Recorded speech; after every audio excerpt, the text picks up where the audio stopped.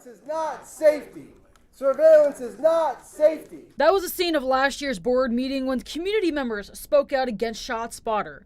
There were no protests on Tuesday when the board voted to extend the contract with SoundThinking Inc. for another year. We heard a member of the staff say ShotSpotter alerted them to someone who had been shot. We didn't get a 911 call. No one alerted the police.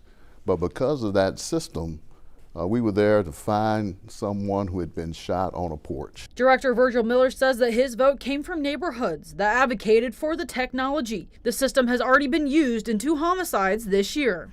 The first one was at 13th and Woodrow. The second one was on Brown. No one called us about the man who was murdered on Brown Street. He was found on a front porch. When the detectives talked to the person that lived in that house, they had no idea that that person was out there. Director Antoine Phillips says he's sticking with his no vote, just like in 2025, arguing taxpayer funds could go towards more effective crime-fighting technologies. But is there other technology that's more effective on a way to reduce crime? And based on my reading of the contract, and I know there was a lot of back and forth about this just being a tool, but you want to use the most effective tools. If I'm at home in my kitchen and the knife is not working as good as it should, you go get a new knife. But Director Phillips still believes there are better ways to spend city dollars.